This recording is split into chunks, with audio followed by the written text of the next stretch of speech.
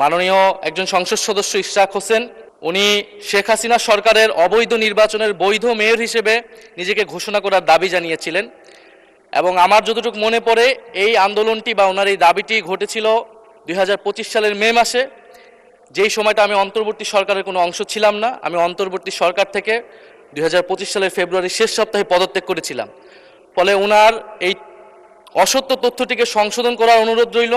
Ishraq mayor হিসাবে নির্বাচিত হয়েছিলেন এবং নির্বাচন কমিশন থেকে তার গেজেট হয়েছিল এবং স্থানীয় সরকার মন্ত্রণালয়ে শপথের জন্য নির্দেশনা দেওয়া ছিল। আজকে বিরোধী দলীয় চিফ হুইপ, আমাদের মাননীয় বিরোধী দলীয় চিফ হুইপ সেই সরকারের মন্ত্রী সবাই ছিলেন। কি বিশেষ পরিস্থিতিতে সেই দিন তাকে শপথ করানো হয়নি? মাননীয় স্পিকার, একটি বিষয় আপনার দৃষ্টি আকর্ষণ করছি রেকর্ডের জন্য। আমাদের মাননীয় প্রতিমন্ত্রী জনাব মীর শাহে আলম ওনার আগের বক্তব্য দিতে গিয়ে আমার সম্পর্কে একটি তথ্য দিয়েছিলেন, যেই তথ্যটি অসত্য। মাননীয় স্পিকার, উনি ওনার বক্তব্যে বলেছিলেন যে আমাদের কি বুঝলেন ভাই, অনলি যেটাই চাই। মাননীয় একজন সংসদ সদস্য ইশরাক হোসেন উনি একটি দাবিতে আন্দোলন চালিয়েছিলেন গত অন্তর্বর্তী সরকারের সময়।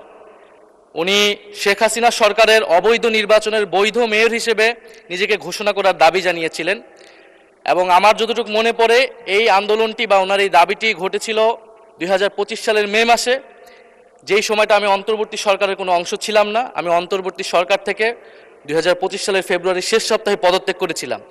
ফলে ওনার এই অসত্য তথ্যটিকে সংশোধন করার অনুরোধ রইল। মাননীয় স্পিকার, এই জন্য আপনার দৃষ্টি আকর্ষণ করছি, এটা খুব বেশি দিন আগের ঘটনা নয়। কারণ ওই আন্দোলনের পরে ওনার মনে থাকার কথা, উনি যেই ট্রফির কথা বলেছিলেন, ওই আন্দোলনের পরে অন্তর্বর্তী সরকারের প্রধান ডক্টর মোহাম্মদ ইউনূস লন্ডন বৈঠকে গিয়ে মাননীয় সংসদ নেতার কাছে সেই ট্রফিটি দিয়ে এসেছিলেন।